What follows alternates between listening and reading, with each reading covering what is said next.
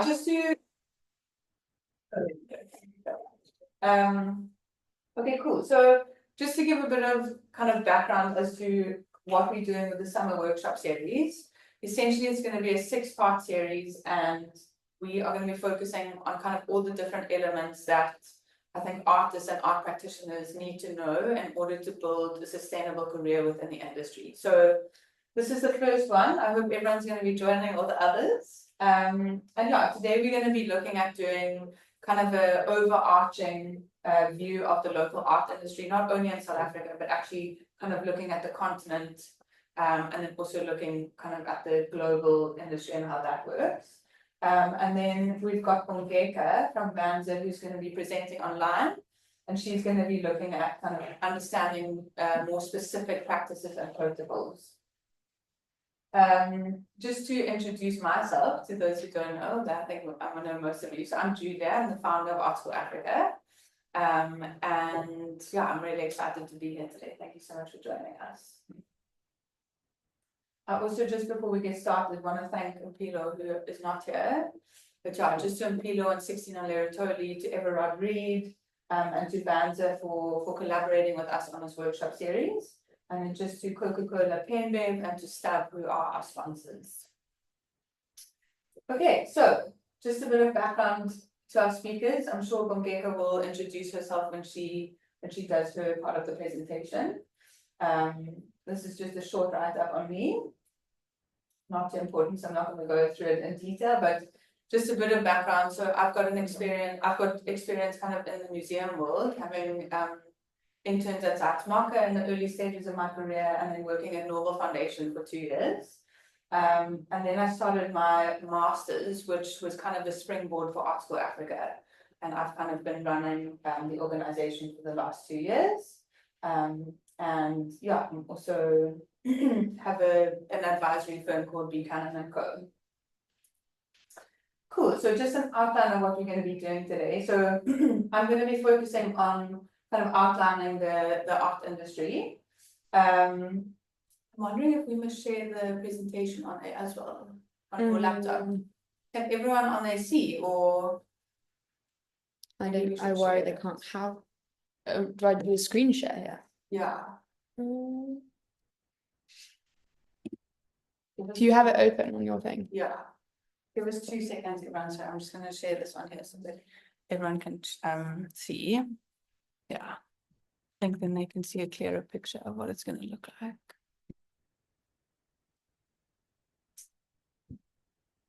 I don't know if it might have to be the PDF. Here we go. There we go. Perfect. Cool. I'll just go. Yeah.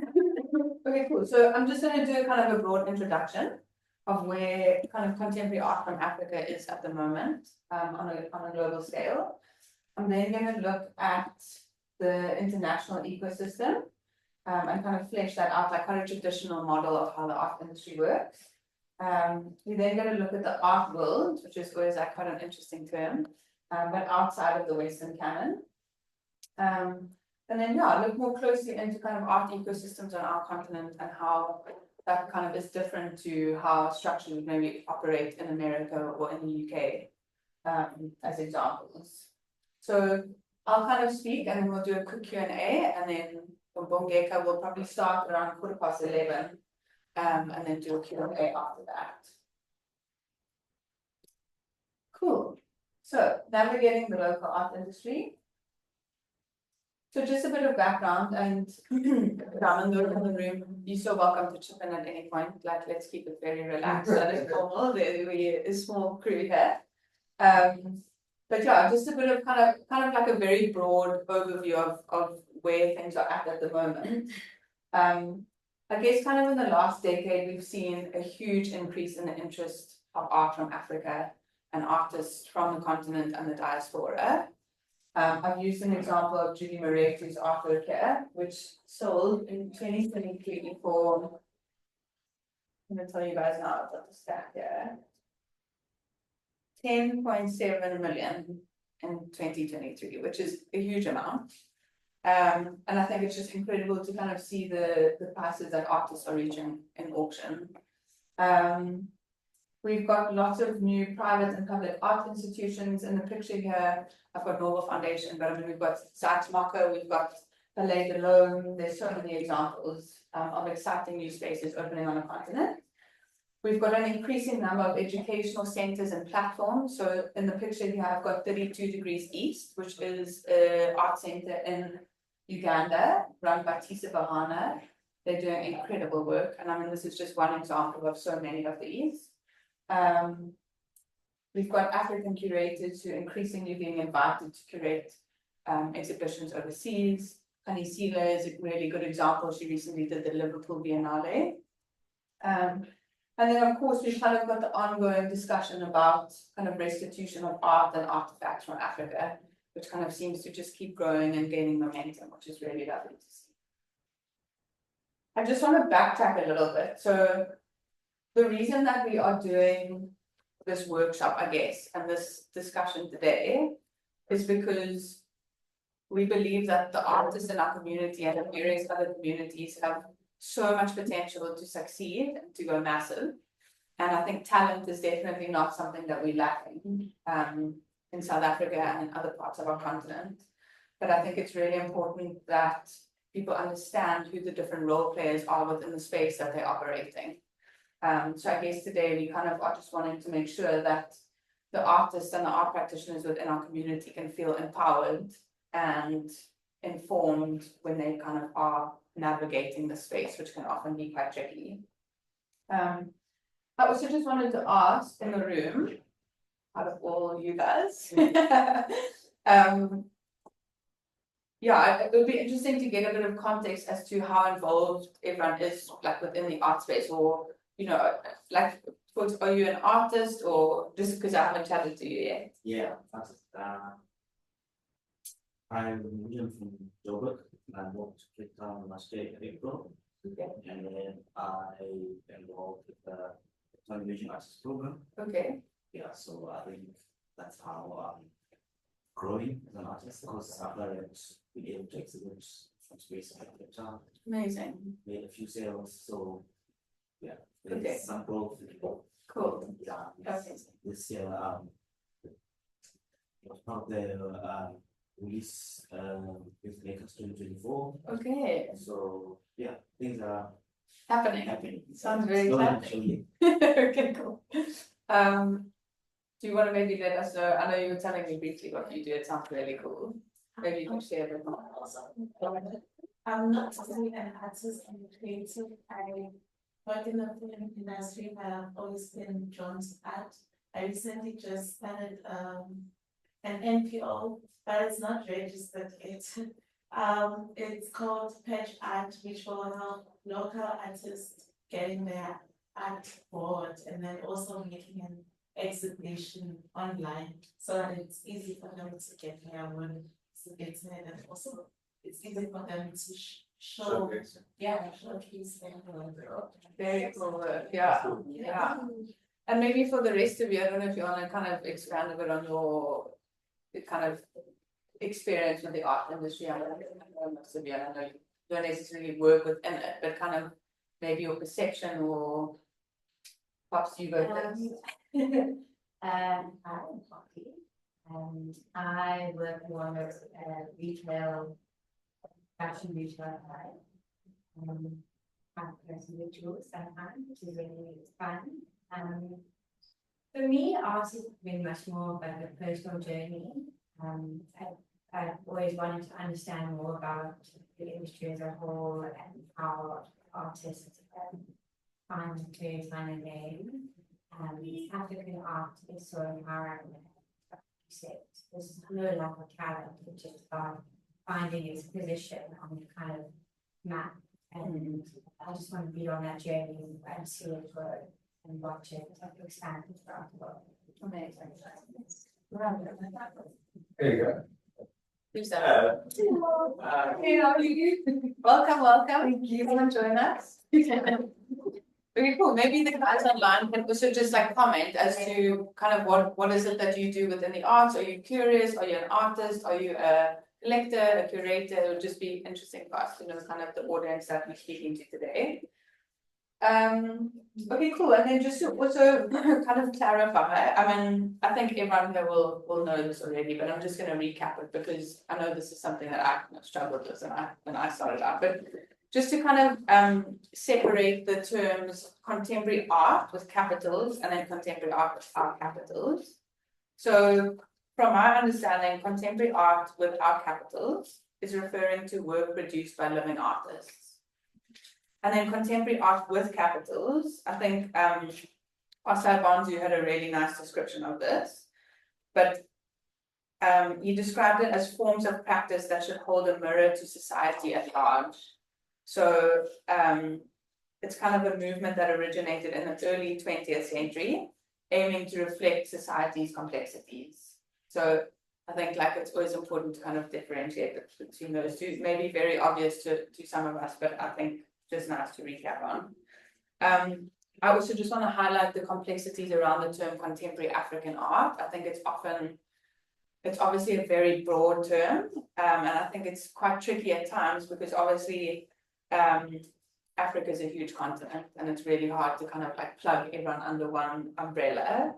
And I think a lot of the time overseas, like a lot of the diasporic artists will have a lot of presence, and then that kind of is said to represent all the other artists from the continent. So I think there's still a lot of conversations around that term, which are still kind of being defined.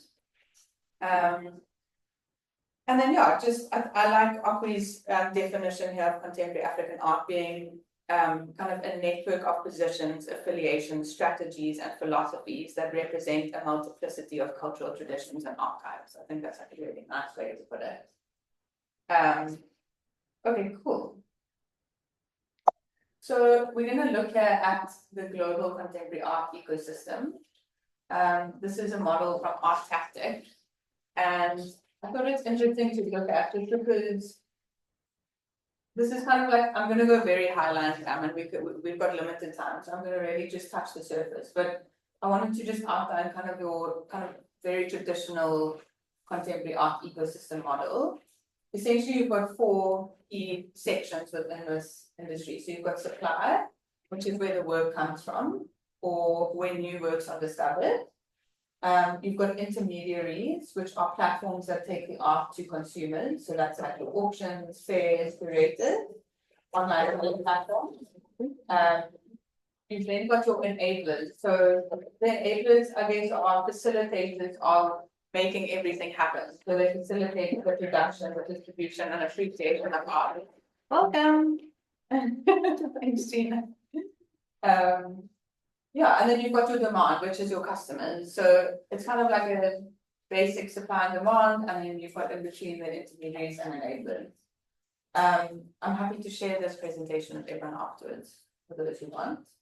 I also then just want to outline the terms ecosystem versus market. So your ecosystem is kind of your broader range of organisms who are operating within the shared space, whereas the market is directly referring to the commercial aspect of the industry. And then lastly, just looking at validation, because that's obviously really important. That kind of will take an artist, like the validation determines where they end up going, but you've got essentially 2 kinds of validation. The first is market validation, which is kind of the financial consensus of works. And then you've got institutional validation, which is kind of where has this artist been showcased. For example, if you're part of an exhibition at Zeitsmarker, obviously that's going to really validate your work, and people are going to be like, okay, cool, this is obviously something that we need to keep an eye on. So yeah, very, very high line, just covering that. I know this is quite blurry, so I will share it with you guys, but I thought this was quite interesting to look at the artist's career path and kind of where these different role players slot into this. I think this is very general. I don't think artists always follow this route, especially not in South Africa and in other parts of our continent. I think we all kind of go very different routes to get to where we are in our local industry. But I thought it's kind of just interesting to look at a general kind of trajectory of artists. So looking at the formation phase, which is kind of coming out of art school or a collective, showcasing in a smaller gallery, features in a publication, local fair participation, and then collector interest. Then looking at the second phase, which is the expansion phase, and essentially that's looking then at more group shows, maybe international shows, art prizes, which, as we all know, is like I think a really, really big part of an artist's journey. International collector interest, and then museum shows. And then you've got the consolidation phase, which is auction debut, museums and exhibitions, like even more so, make more like bigger museums, bigger exhibitions, and then that auction type, sorry about that. So yeah, I've put this image in here because I feel like Zanele Moholi is an incredible example of someone who is just at the height of their consolidation phase. And I think, it's amazing that Zanele has recently had a solo show at the Tate Modern in London, which is a huge museum, for those who don't know. And I think actually a really big milestone for South Africa to have an artist who's showcasing an exhibition of that size in an institution like that is really, really incredible. And I think it's so inspiring to all of us to kind of see what is possible. So yeah, always amazing to see what Zanele is up to. Okay, then I'm going to now focus on the art world outside of the Western canon. So historically, as I'm sure you all are aware, artists from the West, kind of the UK, America, Europe, have been championed in the art industry for a very, very long time, which has resulted in an inequality within the global art market. In addition to that, this art history has also been taught through a Western lens. So very seldom kind of reference being made to artists from other parts of the world, which has resulted in a bias in the history of art. So there's so many big gaps that are missing in people's general knowledge on the history of the art industry and kind of the history of art and artists. But that being said, there's definitely a growing recognition of the need to expand this narrative. And I know, for example, at the Venice Biennale this year, we saw a lot of representation from artists from South America, from parts of our continent. So it really is good to see people kind of making these moves, even though there's still a very long way to go. It's good to know that it is kind of in action. And then I've used a model from, does anyone know, are you guys familiar with Mary Corrigal? So if you guys haven't yet, Mary Corrigal she's an art writer based in Cape Town. She writes the most incredible reports on the local art industry and the market. And this is one of the models that she put together, kind of looking at the more local art ecosystem and how that works. Before I go into this, I do just want to clarify that I think it's nearly impossible to put all of our continent under one ecosystem, because every country is really progressing at such a different rate. And I think South Africa, for example, has a very developed art ecosystem. I mean, it's still like in early stages, but I think every country is like really growing at different paces. And we've seen this. We've got students from Harvard who intern with us every year, and they've done quite incredible research into parts of Kenya, Ghana, Zimbabwe, and South Africa. So we do have kind of something where we can compare where the various industries are at. So I just wanted to kind of put that disclaimer out there before we go into this. I think this is just kind of a model that is kind of good to use as a foundation, maybe. So yeah, in this model, we've got the source of art. So essentially, this would be like your art schools, your informal art centers, and self-taught artists. You've then got your intermediaries. So these are the people who promote artists' work. It includes gallerists, like Bongeka over here. We've got artist foundations, non-profits like Art School Africa, curators, dealers, online selling platforms like Latitudes Online. And then, of course, social media plays a really big role in this. And I think social media has really kind of like changed the industry, because it's meant that artists can go straight to the consumers.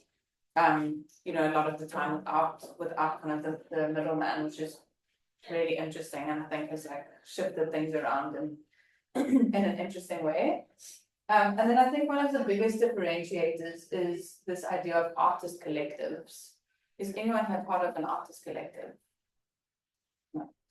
You guys know what artist collectives are? Yeah. Okay, so from my understanding, artist collectives are an informal way for artists to kind of come together and they'll form part of a collective. And it means that their needs are met much quicker than some other ways. And I think knowing kind of how things work in a lot of parts of the continent, it's often much more informal. And the infrastructure is, yeah, I guess less formal. So it becomes a way for artists to be, I guess, represented in a sense. And yeah, I think that's something that isn't necessarily happening in other parts of the world. And I think it's really interesting. So I know in Cape Town, we've got the Kati Collective. I hope I've said that correctly. Gina, I don't know if you know of any other examples. Well, I mean, there's the like demo project team, which kind of formed like an artist collective and then formed the demo project space from that. That's kind of the one that comes to mind. Yeah. Wouldn't under projects? Yeah, I guess under projects yeah. is a good example. Yeah. One that's Yeah. It's kind of like artist led by a group of artists. And then through that they'll like set up their own exhibitions and things like that. So yeah, quite an interesting space to be looking at. We've then got the international intermediaries, which are here. And I think for most artists around the world, I think that international exposure is still really, really crucial for their careers. And I think these intermediaries are like examples would include curators like Koyo from Zatzmaka or Akwi and Wezo, or diasporic curators like Eko Shan, who has done a lot of amazing exhibitions over in the UK. And then it's also kind of your galleries overseas who are specializing in contemporary African art. So Taffeta, Marianne Ibrahim Gallery, I think that's kind of like a growing space. There's so many more of those, which is really exciting to see. You've then got the local platforms, which is over here. So this includes your actual spaces, so your galleries, like 16 on Leratoli. I think in South Africa, the galleries are actually kind of key validators because there are so few museums. So maybe in other parts of the world, the museums would kind of be at the pinnacle of an artist's career. Whereas I think in South Africa, the galleries play a huge role and are actually essentially in a way, yeah, at times like on a par with our museums in terms of validation. We've then got auction houses, the two big ones here, Strauss & Co and Aspire. We've got our art fairs, which we're getting more and more of, which is so exciting. We've got the Investor Cape Town Art Fair, we've got FNB Joburg, we've got Latitudes, which is a really exciting gallery fair model. We've got Turbine, we've got 154. So it's really cool to see so many of it. Like it's just like an expanding group of fairs, which is really cool. And then of course we've got Biennale, so we've got Dakar Art in Senegal and we've got Artex Lagos. And then of course our museums, we've got in Cape Town Nobel Foundation and Zatzmaka, which are incredible institutions to visit. So yeah, those are kind of the key ones under the local platforms. And then of course we've got the international platforms. So that's kind of looking at your international fairs, biennales like the Venice Biennale, museums like MoMA, the Tate, the Met, galleries, art awards, and of course auction houses. And then yeah, I think looking at collectors, collectors obviously play a crucial role within the arts because they make it all possible and they make it happen. You know, I think the collector base in South Africa is still quite small. But it is exciting to see more people engaging with the arts, and I think often like kind of a younger, new generation of collectors who are so curious about what's happening. So yeah, it's really important that we kind of foster also this next generation of collectors, which is, I know for example with Art School Africa, we've got a collectors club which invites new collectors to come and engage with artists and spaces in a way that's kind of like unintimidating. And yeah, like a warm and friendly environment. So yeah, that's kind of the the overview of that. I also wanted to highlight some key challenges. These are subjective, so this is my opinion, and it would be great to get everyone else's thoughts on it as well. But yeah, I think some of the key challenges that our industry faces locally is a limited belief in the value of art. And this is something that frustrates me so much, often working with some of the bigger corporates. You know, you often find yourself having to make this argument for why art is so valuable in society and why it's so important. So I think that's something that the industry really struggles with. Secondly, I think the lack of high quality education that's pertaining to art. You know, we've got a few obviously incredible art schools, for example, Michaelis or Stellenbosch, but I think there's still a lack in kind of educating on other roles within the art space. So, you know, for people wanting to be curators or gallerists or writers, etc. I think there's limited info out there for those other role players. Thirdly, I think limited investment in the arts. Fundraising is always a really tricky thing in South Africa. And trying to get that investment to make things possible is always difficult. And then lastly, I think the lack of access to the necessary networks. I mean, I think working within this industry, your network is gold. And I think it's so important to be putting yourself in positions where you're meeting new people and you're kind of growing your database, because I think that's essentially like will determine a lot of where you end up going. And I think that's why it's important to create more spaces for people to kind of engage from all parts of the industry, which is something that we focus on quite a lot across Africa. So yeah, that's kind of the very high line overview of the local industry. Do we have any questions? I think we'll do Q&A, and then if everyone wants to grab a quick something to drink, and then Bongeka will start with part 2. I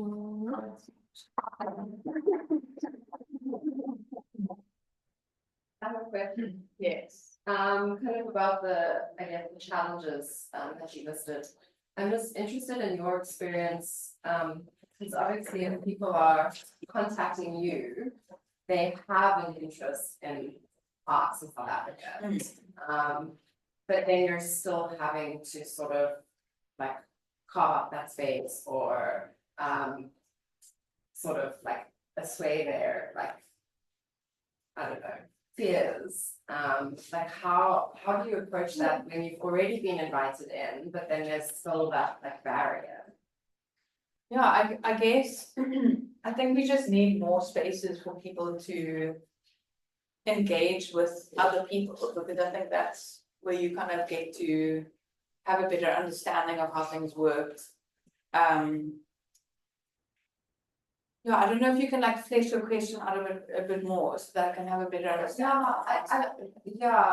I guess like if you're kind of in a position where you're having to like be an advocate for artists in South Africa, like what do you say? Like how do you, because it's such a big question, and I guess to all of us here it's so obvious the value of art, but like in your position, like as the founder of Art School Africa, like how do you like champion art and artists? Yes. When I'm especially if people are sort of questioning.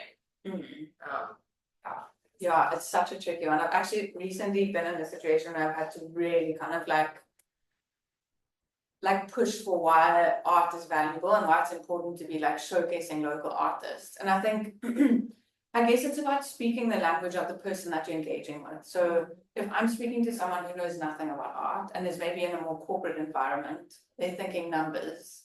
So then it's kind of like backing that up with information.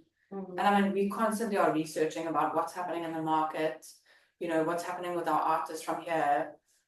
So I think it's about speaking the language of whoever that person is to make sure that they can relate to it in a way that's applicable to them.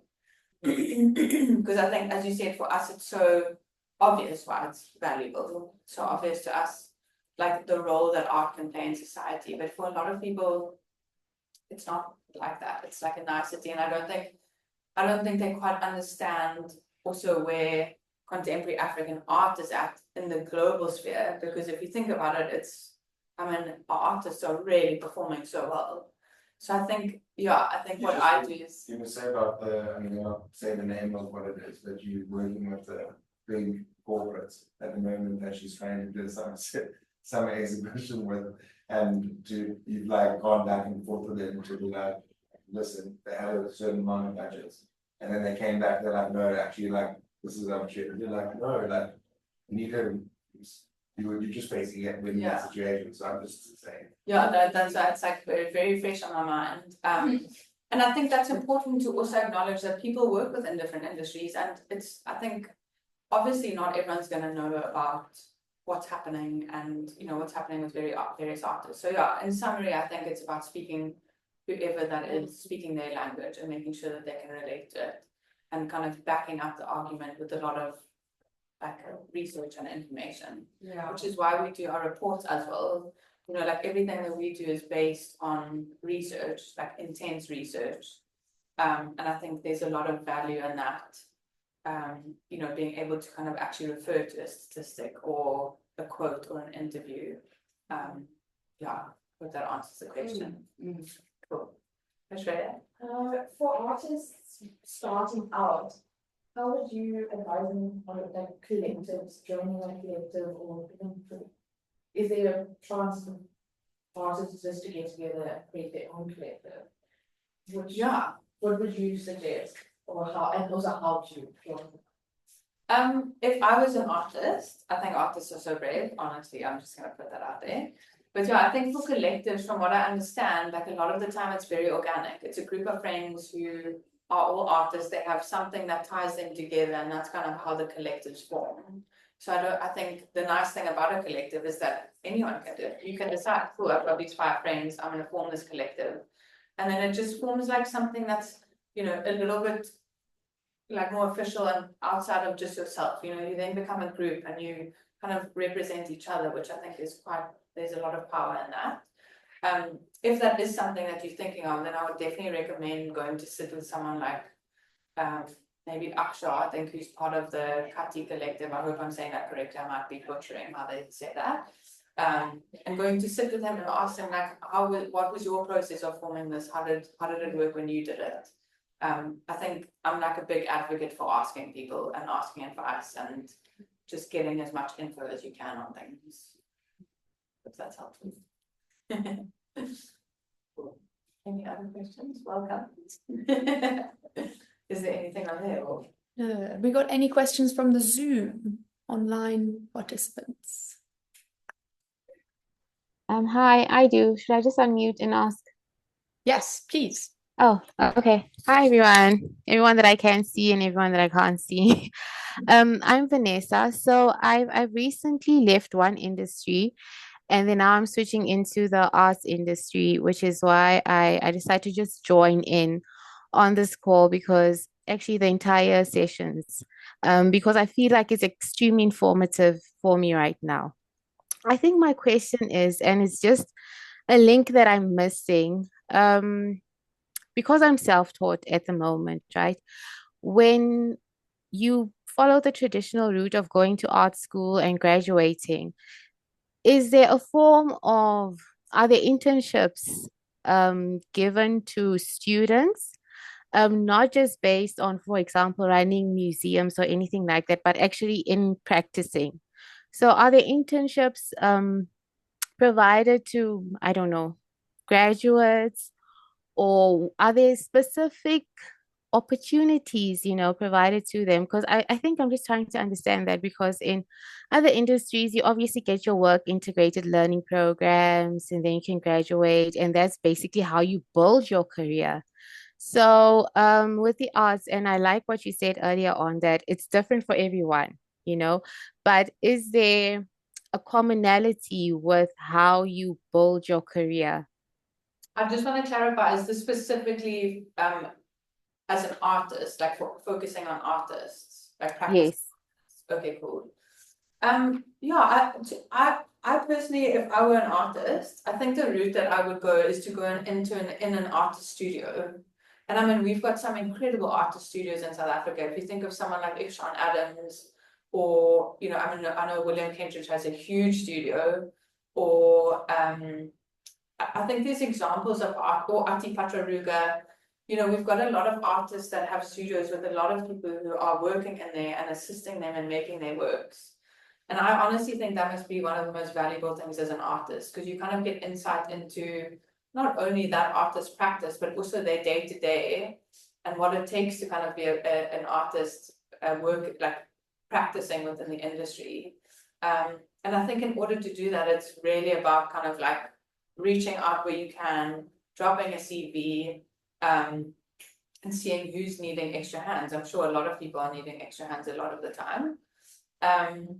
But yeah, in addition to that, I think there definitely are internship opportunities. I know with Art School Africa, for example, we've got the ambassador program. We've got Australia and the Tabo, she's in there as well, which allows kind of people starting off in their careers to come and intern with us for a year. And that's not necessarily like practicing as an artist, but you do then get to kind of meet with other artists and kind of build your network and just get further insight into the runnings of the industry. So yeah, I think there definitely are a few options, and I'm happy to like flesh it out with you, like over email if you want to do a call after the workshop and look at some, like give some further suggestions. I'd love that. Honestly, I would. Cool, we can definitely do that. Thanks. Anyone else before we have a quick break? Hello? Hello? Hi, sorry, can you guys hear me? Yes. Hi, everyone. I just wanted to ask, you were talking about your internship program. Do you guys, release dates on when you guys start that? Because that's also another problem. Sometimes we miss out on opportunities like this because we don't really have sources to kind of guide us. So I just wanted to understand what can we do in that regard? Are you talking about specifically the Art School Africa Ambassador Program? Yes, specifically that one. That's good to know. Yeah, guys, feedback is always good, eh? So yeah, the call for that usually goes out in December, and then we do that selection process usually by middle Jan. So Okay. my advice would be just to keep an eye on the social media, and then VANSA also usually post that on their website. So those are kind of the two places where you would see that open call going out. Okay, thank you. Cool, no problem. Anyone else? Maybe one last question.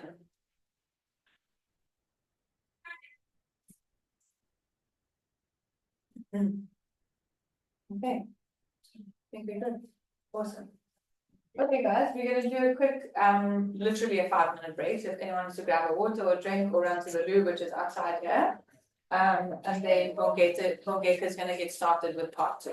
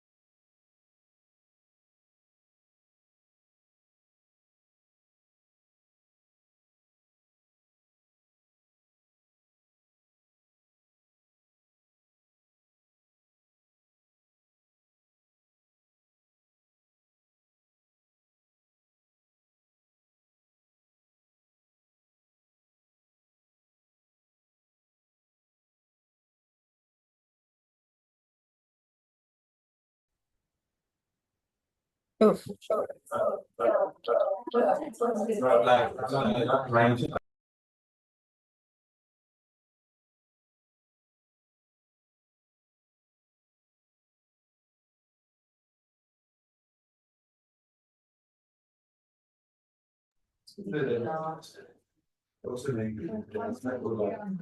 We'll be kicking off again in a second, guys.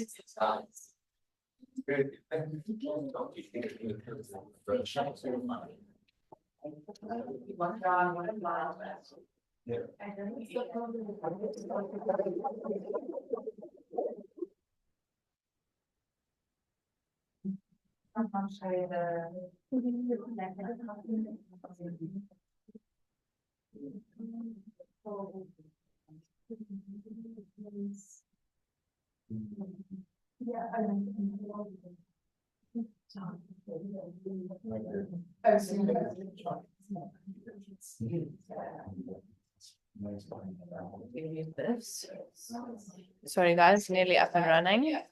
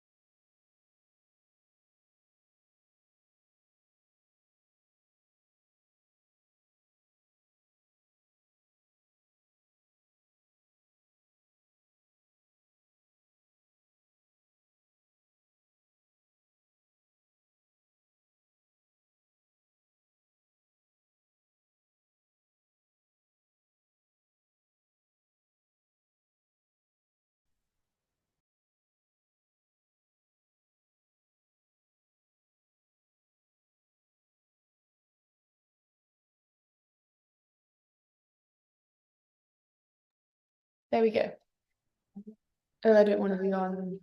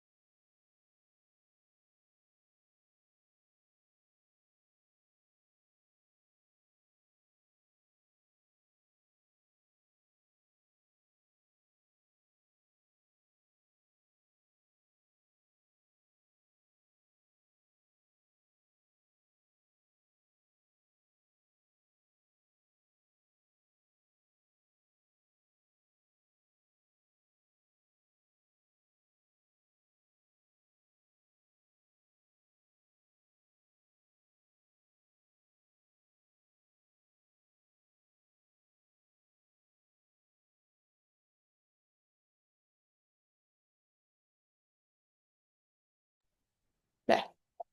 Okay guys, so Maybe turn the sound off on my laptop. Press mute on my laptop. okay. I'm gonna quickly just get to Bongeka slide. So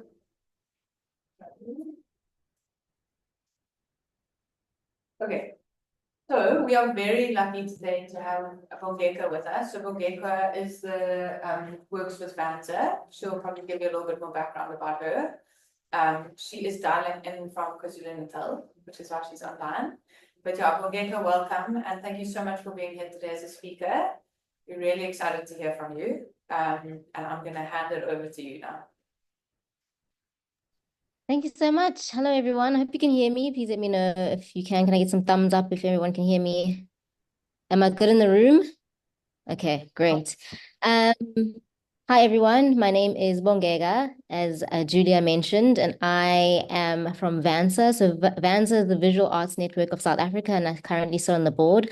I just want to quickly say that Julia and I did not coordinate wearing black and white. It was honestly an accident, but I'm happy to be here, and it's a lovely accident to have had. So anyway, as I was saying, I sit on the board of the Visual Arts Network of South Africa, VANSA. VANSA basically is an artist network that focuses on the arts in South Africa, and our main purpose is building connections between artists and galleries and opportunities. Earlier on, I heard someone asking about where to look for internships. We do sometimes post those kinds of things on VANSA's website. So I just quickly put a link in the chat. Do definitely follow us on Instagram. We have loads of opportunities that we post, and our website also always has opportunities. We also have a Facebook group that has about 10,000 members where artists actually just talk amongst each other about things that are happening and potential opportunities. So please do reach out if that's something that's interesting to you. Okay, so a little bit more about myself outside of VANSA. By profession, I am a video producer and a director with specific focus on marketing and documentary film. So my medium of choice basically is video. And today I'm here to speak about best practice and protocols for emerging artists, specifically when entering commercial and non-commercial spaces. I'll be speaking based off of research conducted by former VANSA members, Mika Conrad, Homotso Leroux, and Molema Moila. Please keep in mind that this research was conducted a while ago, like a few years ago. So some of the figures and some of the figures might be a little bit outdated because of the times, but the gist is kind of the same, and the main points still stand today. Okay, so the first thing that's important to remember is, I think you can move on to the next slide. Okay. One of the most important things that you need to understand is that with arts, collaboration is everything.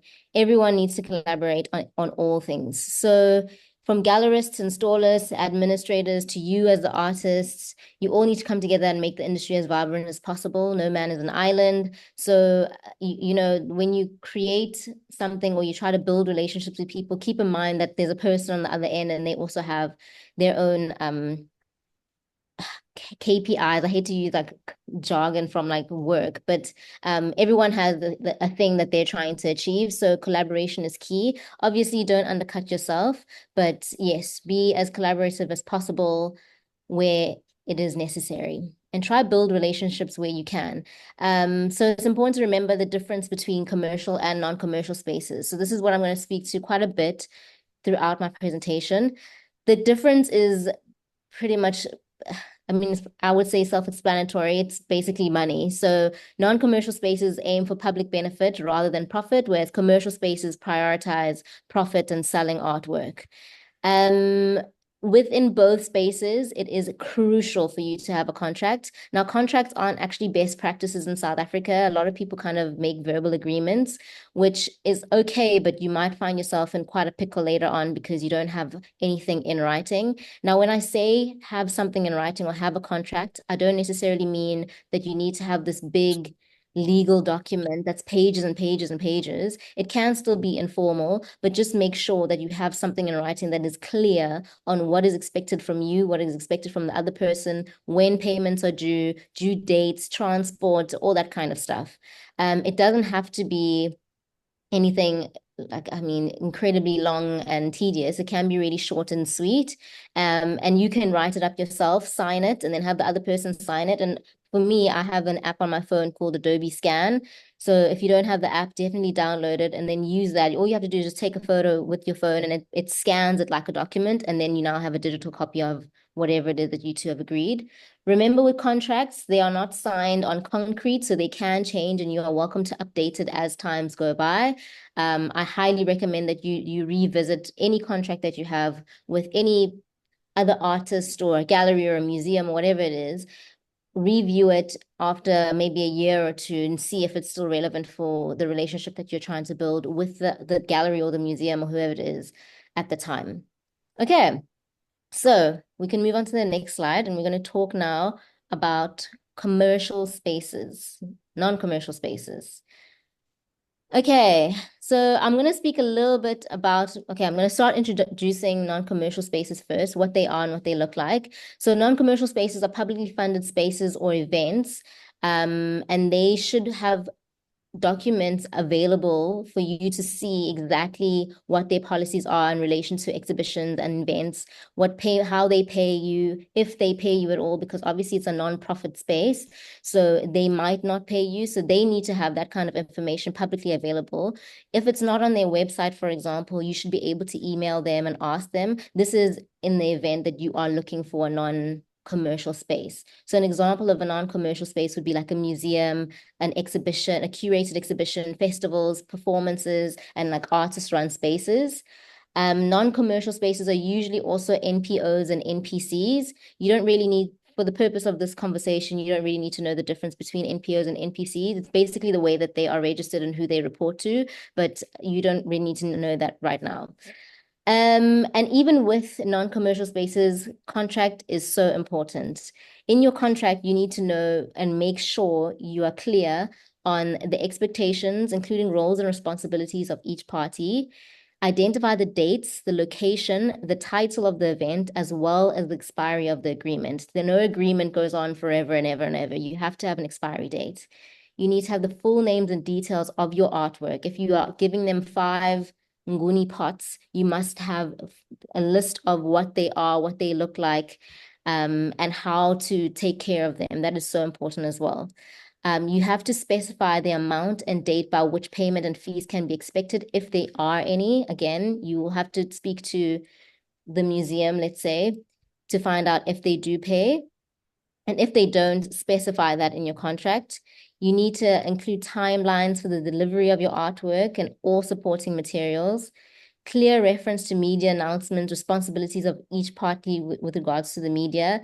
Usually when it comes to media, in both commercial and non-commercial spaces, but I'll talk about this later, you don't, as the artist, that shouldn't really sit on you. It should sit on the event or the festival or the museum or the gallery or whoever it is that you're working with. It should really sit, that responsibility and the marketing should really sit with them. But we'll talk about that in a little bit later. And then in your contract, the one last thing that I want to mention is make sure you include information on how to resolve disputes, because there will be times where you maybe disagree on something. You need to figure out how that looks like and how you guys are going to go ahead and resolve that. Sometimes first step is to resolve that verbally. You can sit and have a conversation. If that doesn't work, next step usually is to have a mediator join.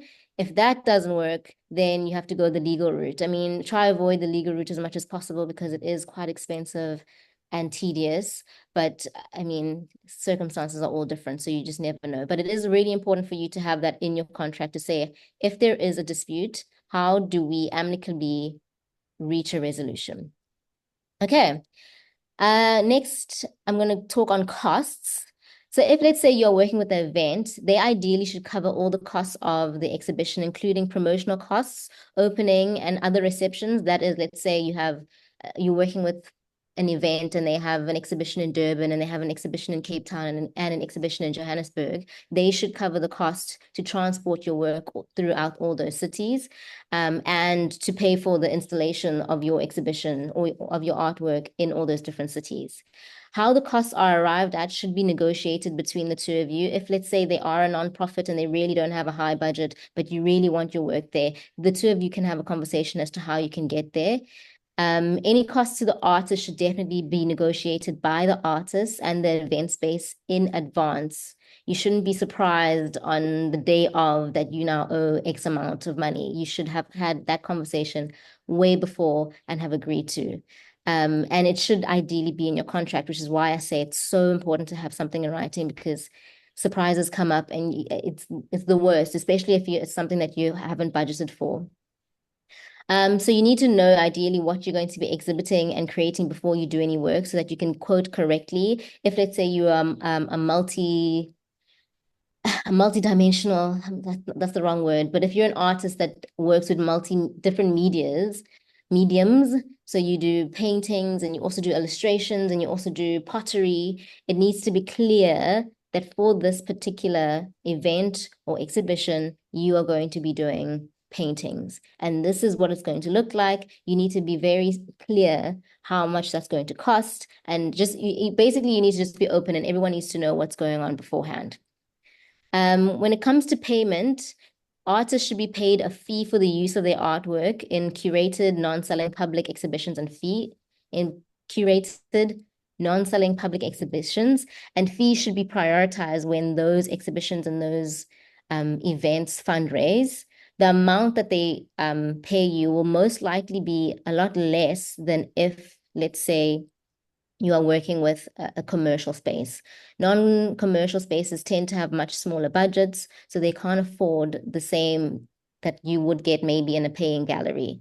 So definitely keep that in mind when working with non-commercial spaces.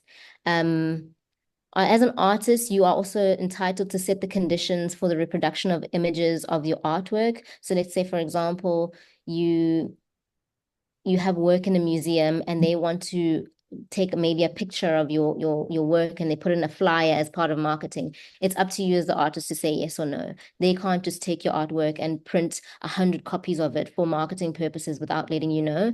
You also have to actually sign and give them an agreement to say that you're happy with that, because it is your IP and they can't just do whatever they like with it. Okay. When a space or a gallery commissions an artist to create artwork for an exhibition, the artist may be entitled to payment for the labor, the cost of the materials, and any other expenses. So this is very specific to if they have commissioned you. So when they commission you, basically they've come up to you and they said, please, can you create a statue of Nelson Mandela? I mean, this is just an example, for this particular mall or museum. We can't pay you because it's obviously a museum, but we can maybe cover the costs of the actual material. So they ideally should do that, especially if you are being commissioned. If you are a curator, and I don't know if any of you are curators in this meeting, you should be paid a curator's fee for conceptualizing, managing, and coordinating an exhibition, even in non-commercial spaces, unless you're going to be earning commission on sales, in which case, in a non-commercial space, you won't be, because they don't prioritize sales. Any additional costs that you incur as a curator, such as transport, communication, insurance, should be reimbursed back to you by the event or the space. And this also, again, should be agreed to in writing beforehand. Okay. Artists should also be paid a writer's fee for any text developed for publication. This is any text that is above and beyond the curatorial statement. So I don't know if any of you are familiar with curatorial statements. I hope I'm saying that right. But basically, it's like a little statement that you put that describes your artwork. I'm sure you've seen it. I mean, sometimes it's quite small. Sometimes it's like a full wall if you have an exhibition in a gallery or a museum. So that kind of thing, you don't get charged for. But if there's anything else above and beyond that they want you to write, you can definitely charge for that, and you charge per word. And you have to agree beforehand, or you can also have an hourly rate. I think it's probably best practice to maybe speak to someone who's in the writing world to give you figures on that one, because I'm not quite sure on what the figures are, the per word or the hourly rates are with that. Okay, some events and spaces might deduct legislated amounts from the amount that they pay you, such as PAYE. And in that instance, they should definitely give you an IRP5 and a pay slip so that you can do your taxes properly.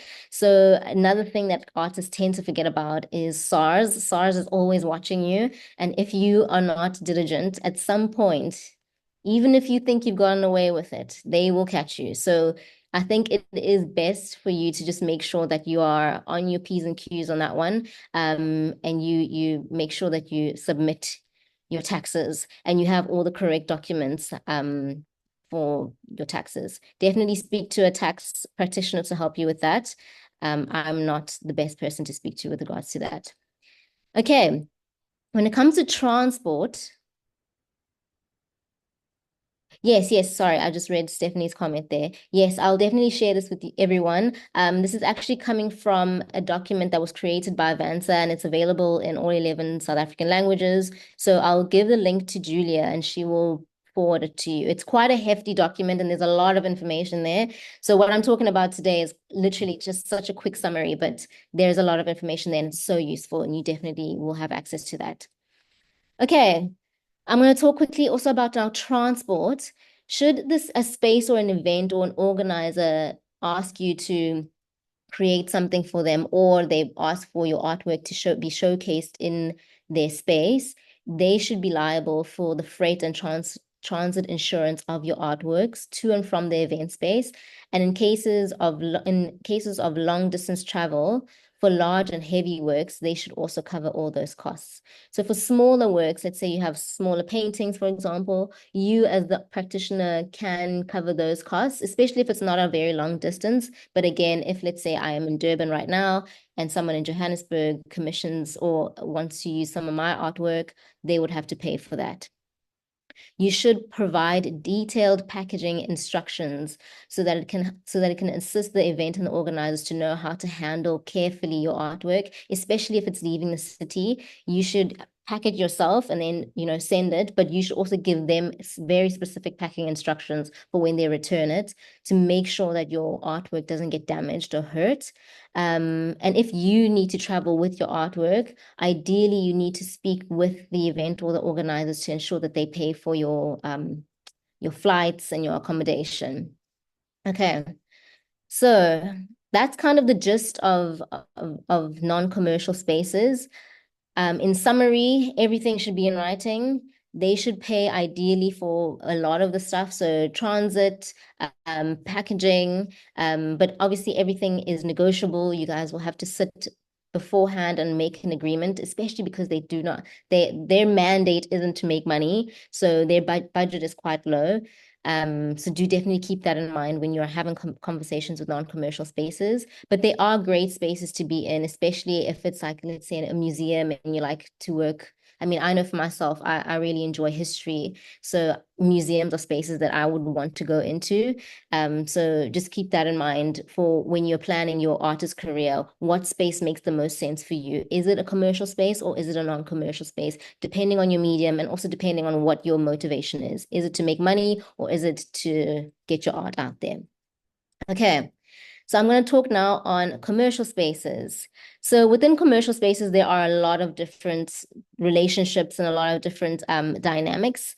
I'm going to quickly touch on all of them as I go. So up first is once-off relationships. So these are really great, especially if you're still testing the waters and you want to see how things work. So a once-off relationship is basically you have an agreement with a gallery, for example, or an event or a festival or whatever it is, that you will have your artwork be sold there once, that one time. Let's say they have one event, and on that event, you will have your artwork sold there. Remember, we are not talking about commercial spaces. The purpose of a commercial space is to sell your artwork. So once-off relationships are great if you're still testing the waters, like unsure of where and how you want to sell your things. So you're welcome to explore that. But again, you have to have that in writing and it be clear that you are only giving them your artwork to be sold in this one date and what date that is and when you will come back and take your artwork. With once-off relationships, you also need to negotiate what the fee split is. Generally, in South Africa, the split when it comes to commission is a 40-60% split. So 40% to, let's say, the gallery and 60% to you. Of course, you will price it yourself. I'll talk a little bit about pricing later, but the general split is 40-60. Of course, negotiable depending on the situation and depending on the relationship that you have. But that is generally the standard in South Africa. Multiple outlets is also a great way for you to have your work sit in multiple places. But again, you have to have an agreement and be clear to them that you do not have an exclusive relationship with them. So an example of a multiple outlet relationship is, let's say you make sculptures and you have some of your sculptures being sold at a coffee shop and some of them be sold at a mall and some of them be sold at a market. You have to make it clear to all those spaces that they do not have exclusive rights to sell your artwork and that they may or may not find some of your sculptures at the mall and some of your sculptures at the coffee shop. So it's not just the market that has the rights to your artwork. And multiple outlets are great, especially if you want to have a bigger footprint.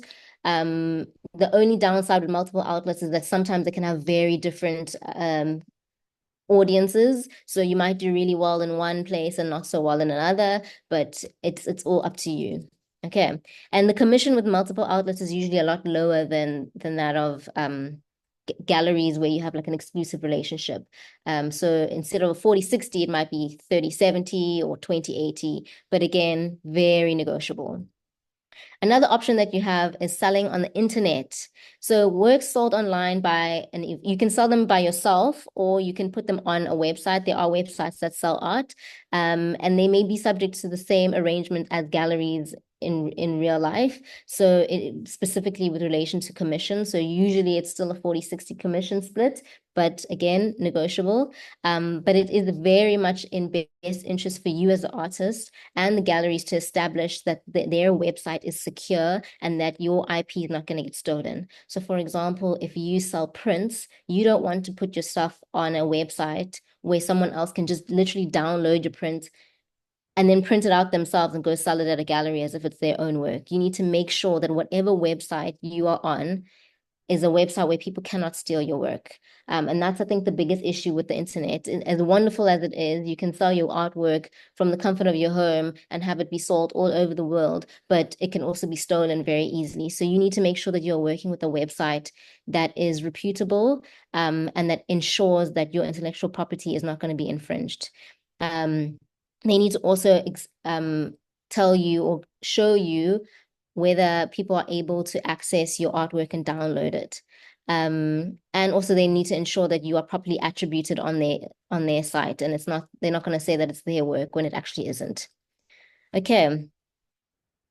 Next one is commission work. So commission work is where a brand or a gallery or whoever it is commissions you to come and do a particular piece of art. So for example, there's a Cape Town artist, calls himself Yay Abe, and he did a commission piece on the Soweto Towers. I don't know if you've seen that, with Adidas. Very, very cool. And commission work can be very, very exciting, depending on the commission and depending on who's asking you, because it can also be a nightmare, I'm not gonna lie.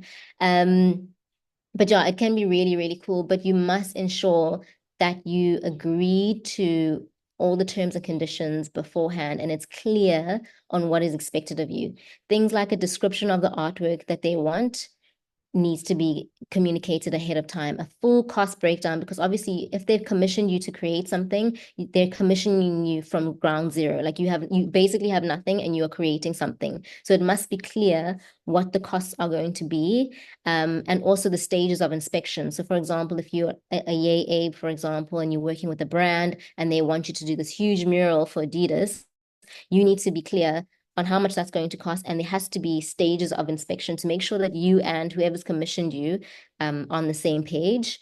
And you should also have interim payment breakdowns, because it can't be that, I mean, they give you a budget now, and then as you go by, you incur further costs. You should be able to say, listen, guys, the price of paint has gone up. I need extra money for XYZ. That conversation should still be open. You should also ideally be clear on whether or not, or not whether or not, but how you can terminate the agreement, because sometimes things do go sour. So ideally you hope that that doesn't happen, but sometimes it does. So you should have an agreement on how to terminate if things, go a little bit left. You should also agree on who owns the copyright of the work, especially if it is commissioned by a brand. You both need to sit down and discuss who is the owner of this artwork. A lot of the times artists actually waive their copyright and then the work belongs to the brand, but terms and conditions apply. So for example, if let's say you've done an illustration for a t-shirt for H&M, that they can only maybe have X amount of prints of that t-shirt. They can't now in 10 years reprint that t-shirt and then not credit you, for example. So that's something that you need to discuss with them beforehand. You have to negotiate what the terms of your agreement are. You also need to negotiate how your work will be transported and delivered, and who will install it. Will it be you, or will they install it themselves? Okay. Another thing that I forgot to mention on the slide is direct sales. So direct sales is basically when you directly sell to someone. Basically you directly sell to a buyer. When you sell your artwork to someone directly, it's so important even in that moment to have things in writing. So you must have a description of your artwork, including the materials. You must say that it's I don't know, a clay pot, etc., etc. Include the scale and the editioning if it's important. If you are the type of artist that holds multiple editions, you need to clarify which party is liable for the cost of the transport and the insurance.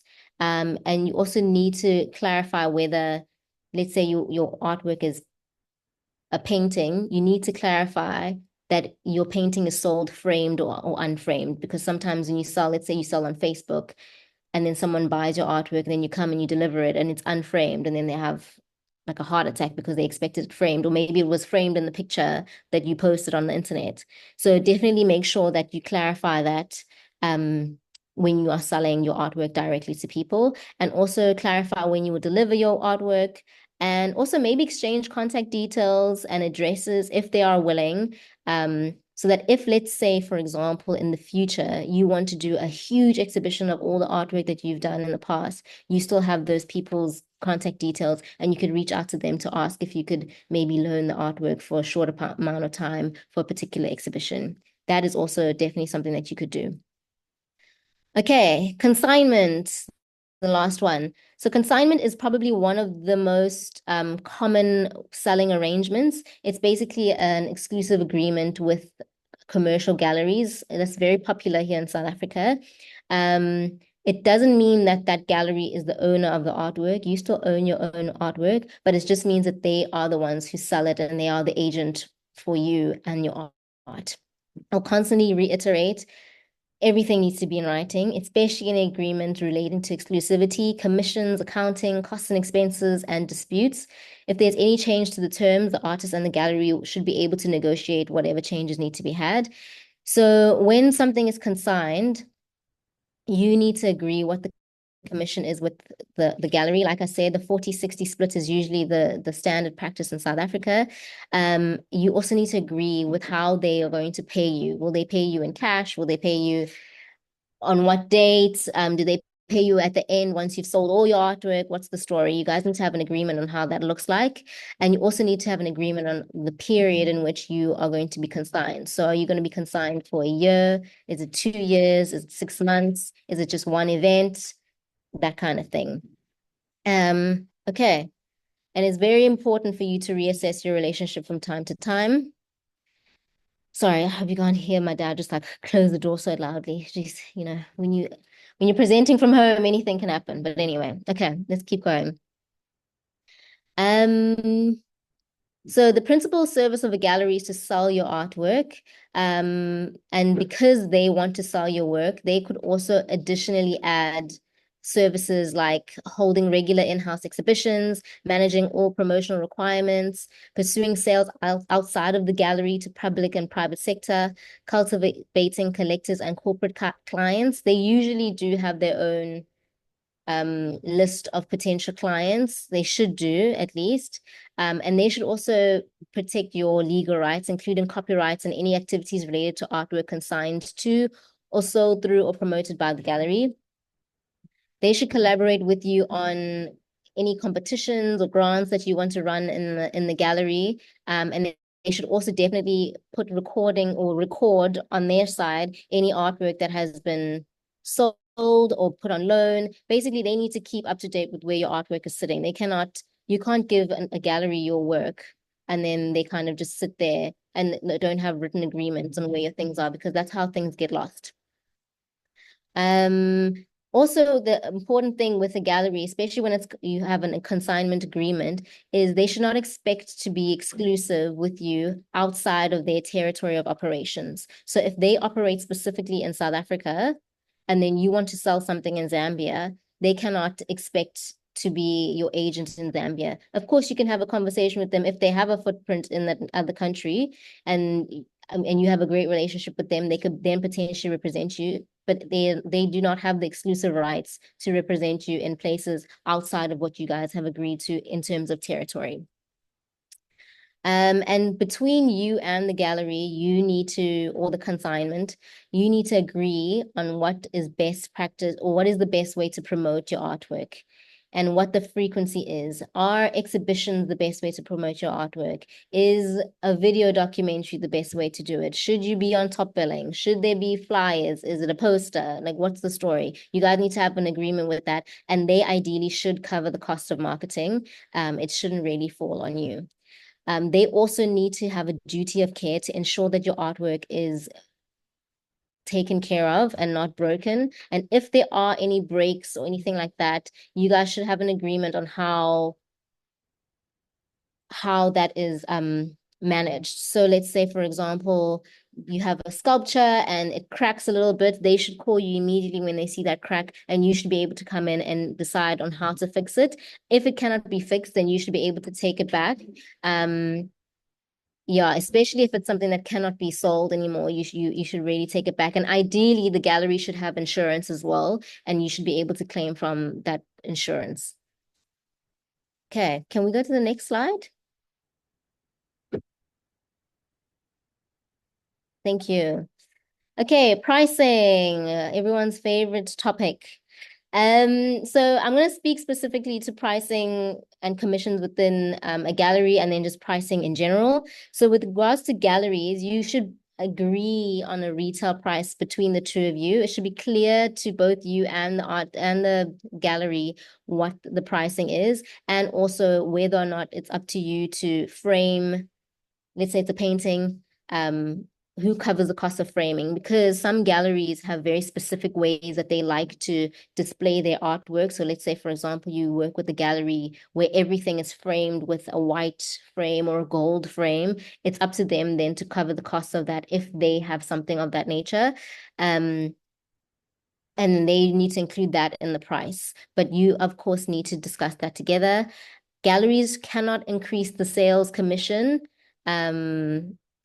without discussing it to you. If you guys have agreed to a 60-40 split, it stays that way until otherwise discussed. They cannot out of nowhere decide that it's now 50-50 because they sold your artwork at a much higher price than what you agreed to. Let's say you agreed to sell your artwork for 20,000, and they found a buyer who was willing to buy it for 50. They can't now suddenly increase the commission because of that. You guys need to have discussed everything, and they need to stick to whatever it is that you guys have discussed. For fundraising events, you and the gallery should discuss whether or not commission will be paid to the gallery or you will donate that amount. Everything that you discuss needs to be in writing, though. And payment should be made within at least 30 days of the sale, or when payment is received to the gallery, whichever is sooner. And at the end of the financial year, the gallery should take a stock take of all their artwork and send each artist that they have on their books a list of the artwork that is still on consignment and a list of sales made throughout the year. And they should settle any outstanding amounts that is owed to you as the artist. Now, when you price your own work, your work is going to be priced determined on a bunch of different factors. If you are still new, most likely you will have to price your work based on what other people in your industry are doing. So if, let's say, you do oil paintings, what is the price of oil paintings in general for new artists, for the size and for the material and the style that you paint in? But ideally, people price based on the galleries, museums, or institutions that they have worked with before. So, for example, Julia mentioned an artist that has their work in the Tate Museum. That is amazing. So a person like that would be able to price their artwork quite highly because they're in such a reputable museum. Also, if you do solo exhibitions, the price is also, that affects your pricing as well as your participation in group exhibitions, depending on where you are. So basically, your experience is a huge part of how you price your work. Things like awards, prizes, grants that you've received also are a huge factor. And whether you're selling to corporate collections, private people, or the public, that could potentially also change the way you price. Private and corporate collections tend to be a little bit more expensive, whereas the public, you're selling to anybody, so it may be a little bit less, but it's definitely up to you to decide. Also, your position on where you are exhibiting is going to determine how high or how low your price is. So, for example, if you are a resident artist or you are a professor or a teacher or a lecturer, that's going to impact how much you price your work. And then if you decide to sell your work at an auction, you need to make sure that you have a minimum amount that you're willing to go for. So you can't just give your artwork to the auctioneers and just say, go for it. You need to have an idea of, I'm not willing to sell my artwork for less than 20,000 Rand. And if you don't get there, then you must be clear to the auctioneers that you don't want to sell. And you're welcome to do that. Okay. And I think that's kind of it. That's where I'm going to stop. There's really a lot of information. And yeah, Julia will send it to you. This was just like a huge summary of everything, but I hope that was really helpful. Thank you so much, Bongeka. That was so insightful. Yeah,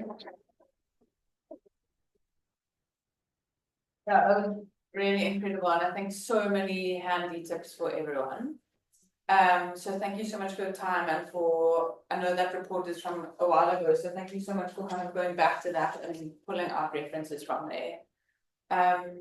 Let's open up for some questions. Maybe we must turn the laptop so that you can actually see people in here. Would you guys be comfortable with that? Yeah. Yeah, let's just turn that there. Can you see everyone? Okay, cool. Minna, you might just need to have a look at the questions here. So, yeah, any questions, anyone?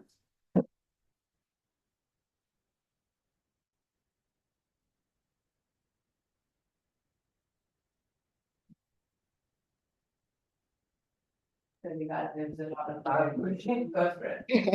Thank you so much for your presentation. Sure. Maybe it would be cool, like, I was wondering with all the examples you gave, if any of them you had experienced yourself in a real life example, and yeah, which one impacted Yeah. your biggest learning? Yes, I haven't experienced it myself as an artist, but I definitely have experience as like a person who buys things. I was actually telling my dad this morning about this actually because my family is Ndebele, so we're huge fans of Esther Masango. And a long time ago, before she became like Dr. Esther Masango and who she is now, we went to her house and we bought 4 pots from her. But this was like in 2010, 2011. So we have pots, artwork of hers from a long time ago.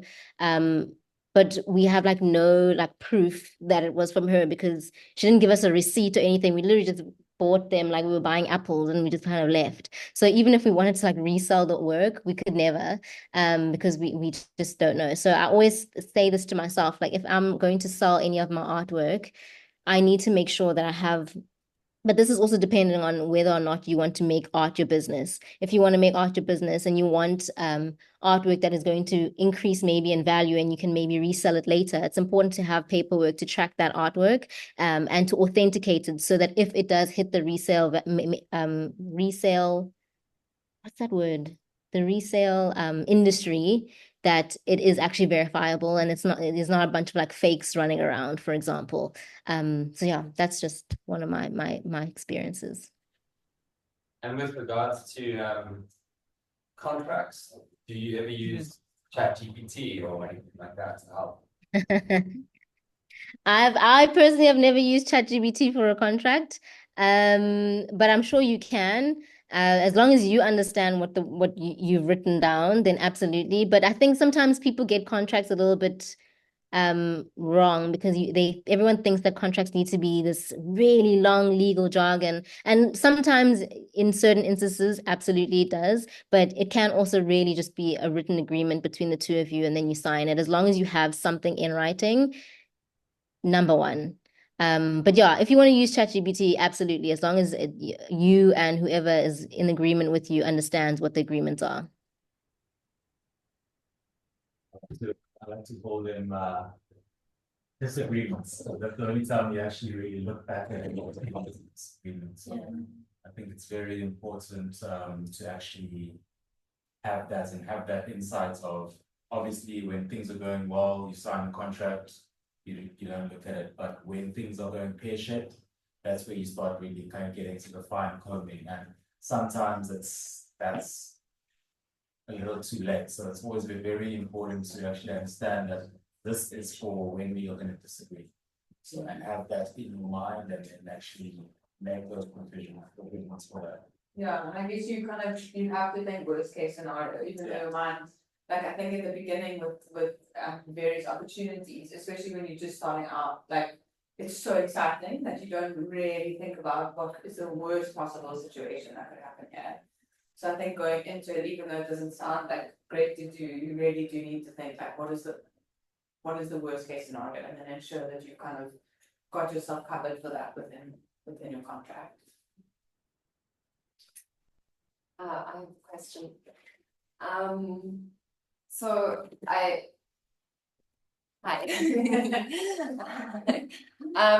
It's so embarrassing to say my job. So weird. I have some experience working with some galleries and friends who work with various galleries.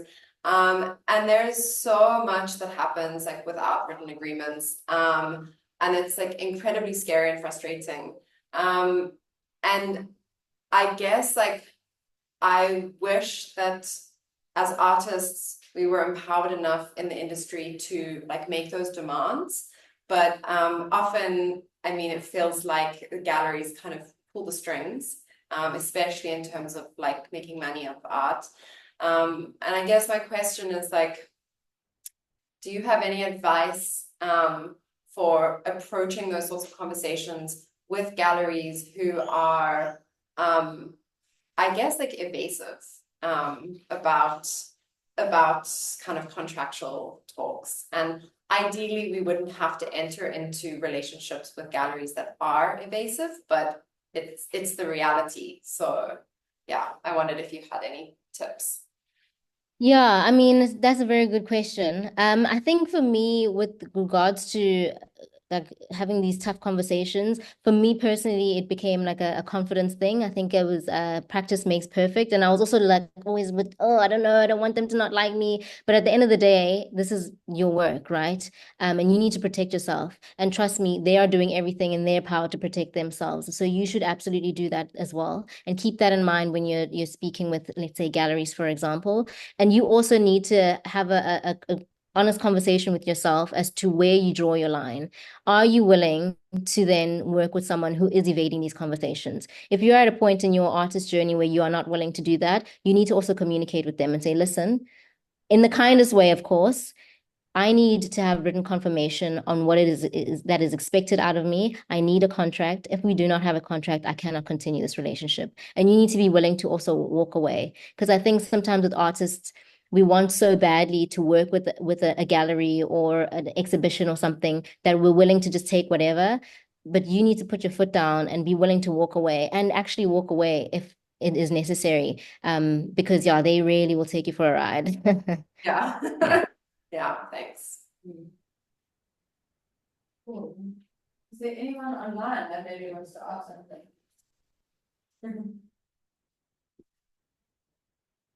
Do we have any questions online? Hi. Hello. Hi. I just wanted to ask, I think you guys have kind of gone on the topic, but with digital prints, for instance. So I do a lot of digital print artworks. I'm just starting out, but with putting them on Instagram, there's always the possibility of someone stealing it and not giving credit. So what exactly do you do in like cases like that? So I don't know if I'm the right person to speak to about this, but I do know that there's going to be I think it's an IP session that you're going to have next year, if I'm not mistaken. There is going to be someone here to speak specifically, well, not specifically to that, but I think that person will be a legal practitioner who'll be able to give you answers on how to manage that. But yeah, definitely be careful. Instagram, into the internet in general, people will steal. Like one screenshot and your work is gone. So I think, yeah, I would love to give you an answer, but I don't know what to say specifically on with that. But there will be someone here to answer that. I think Okay. just to add to that, I think something that's helpful maybe with prints. Essentially, if you're posting something on social media that belongs to the internet, like it's out there, you can't really then kind of like backtrack. So I think if you are posting anything, maybe it's important to look at posting it like in slightly lower res, so that if I'm going to save it, you know, it's not as good quality as if they were to buy the work. And then I would also maybe say add like a watermark of sorts, so that they can't like screen grab it and then the image is as it would be. Like maybe putting like a little disclaimer at the bottom, or like your logo or whatever that may be, so that if anyone saves that, that's always going to be on there. I think those are maybe 2 helpful tips, but I know that we will be going into this in our art law workshop, where I'm sure the lawyers can give it a little bit more insight. Okay, thank you. Cool, no problem. Shreya, do you want to ask a question? I wanted to know, for artists that are starting off, if they put their medium as a certain thing, but then develop into something else, how do you keep it open in the beginning to allow yourself to just grow and develop, and not just kind of put yourself in a box from the beginning? Yeah, how would you? You mean like in terms of putting your artwork out there, like how do you protect it? Yeah, and also how can you not define yourself from the beginning in a way that will hold you to, like, limit you to that? Sort of, how would you introduce yourself into the art world or into the art scene just as an artist, and kind of allow yourself as room to grow, and maybe like right now I'm starting off with photography as my main medium, but I've always have my hands on other stuff.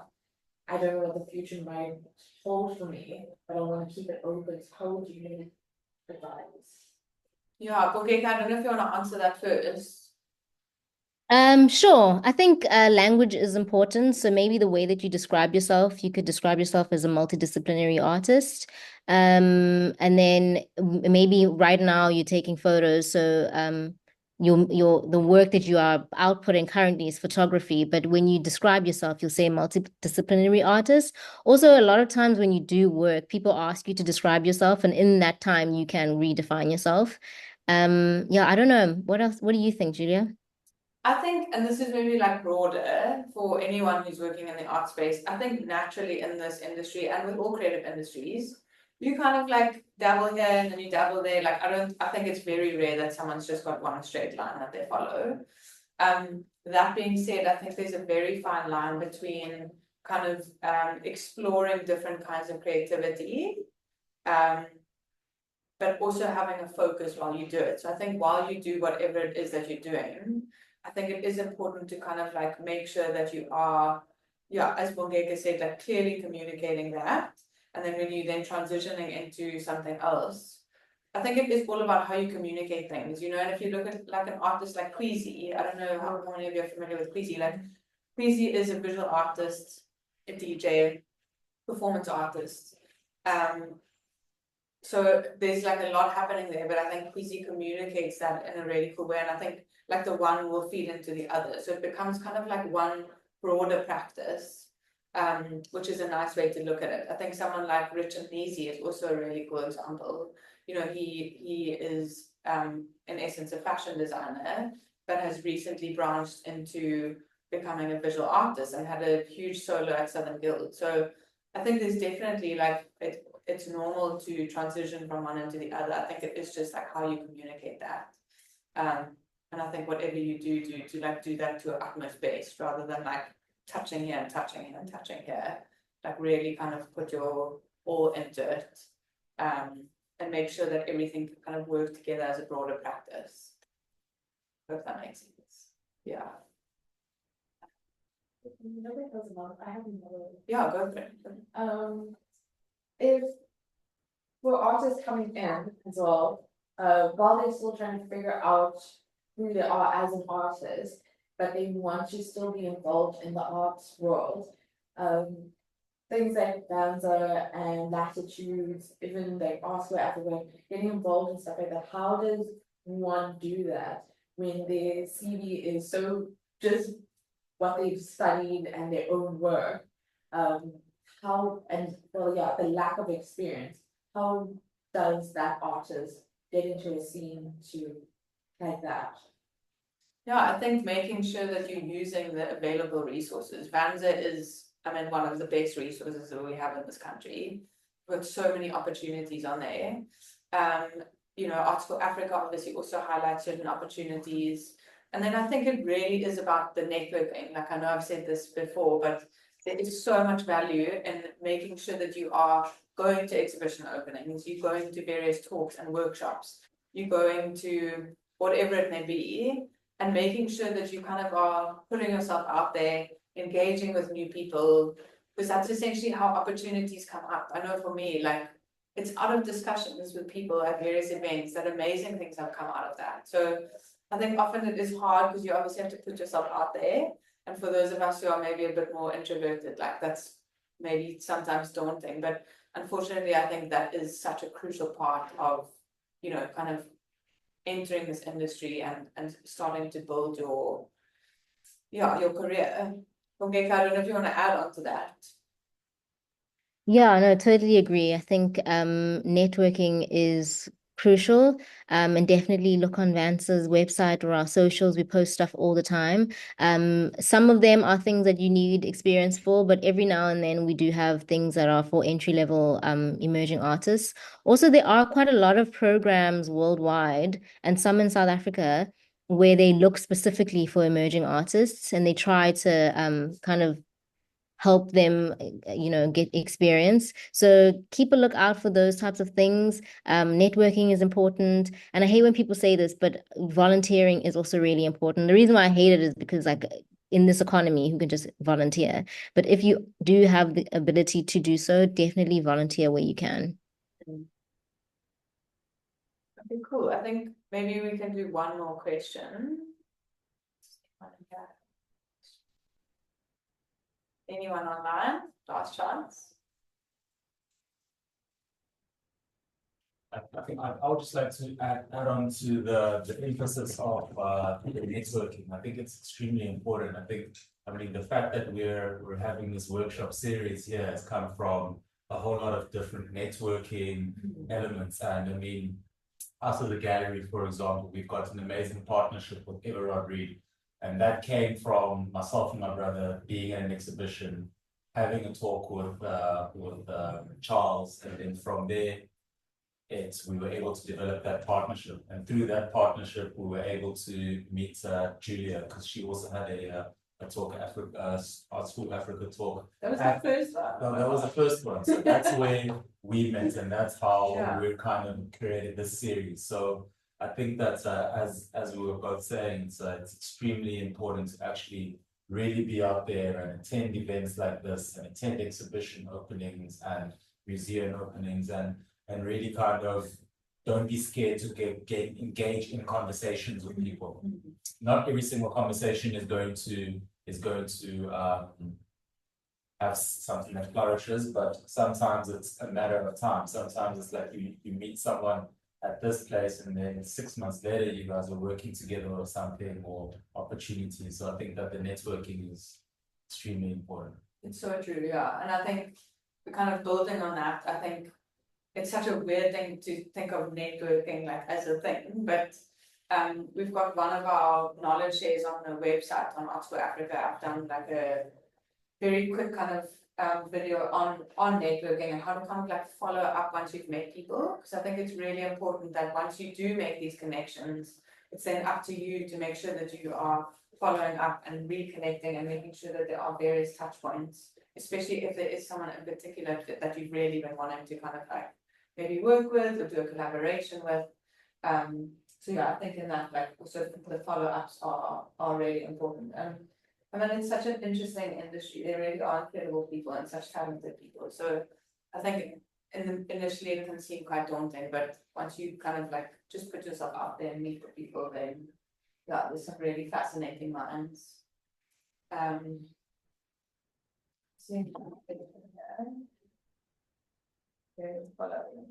sure. And follow up thing. Yeah. Okay, perfect. So what we'll do, I just want to quickly share this. Just before we wrap up, we've got a little QR code here. I'd love to ask you guys to it's literally 5 questions, just some feedback on the workshop. we've gotten a prize. So there's gonna, like, once you do this, you go into a lucky draw, and we'll announce the prize within the next 2 weeks, but they'll essentially, after the 6 workshops, there'll be like a grand prize, and you guys will all go into that draw. And we'll have one winner. So the more entries, the more your chance of winning. So the more workshops and the more forms you do, the more you're styling. But yeah, I did just want to thank you guys all so much for being here. To those who joined online, we're so grateful. And then I just want to thank the collaborators. So Pilo and I know Kanyo's not here today, but to you guys for being willing to hop on board and for allowing us to use the space and kind of engaging your community as well. We're so grateful. And I think you really are like giving such an incredible example for gallerists in this country. You know, creating spaces like this for artists is so important. And being accessible for artists, I think it's so important. So thank you. Yeah, really appreciate it.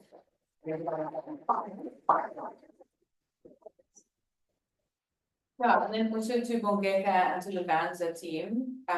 It's been so incredible to kind of get to know you better and to start our journey of collaboration. I feel like there's so much more to come. Really appreciate the time you took to do this and kind of all the research that went into it and all the prep work. So thank you so much for your insights, Bongeka, and to like broader VANSA for hopping on board the workshop series. Thank you. Thank you for having me as well. Cool. And then in their absence to Emma Rodriguez, who also collaborate on the series, you guys will hear from their team a little later down the line. And then yeah, to my team at Arts for Africa, to Australia and Letabo, I think she's outside, our ambassadors. Always so lovely to have you guys, and thank you for the help. And to Minna, who's joined the team this week, thank you so much for hopping on board so quickly and all the organizing. I'm really so grateful. So thank you. And then yeah, just a last little nod to our sponsors, to Coca-Cola, Penbev, and to Stub. Stub is going to be kind of hosting the finance workshop, so I encourage you guys all to come to that. It's going to be really insightful. And yeah, this is the first of 6, so we hope to see you at the next ones. We'll send a follow-up email early next week, just with all the links and the documents that you guys need. As always, if there's any questions, please don't hesitate to get in touch. But yeah, thank you all for joining us, and hopefully see you at the next one.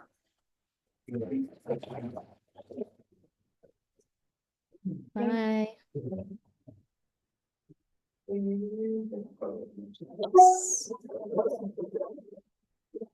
Thanks, everyone.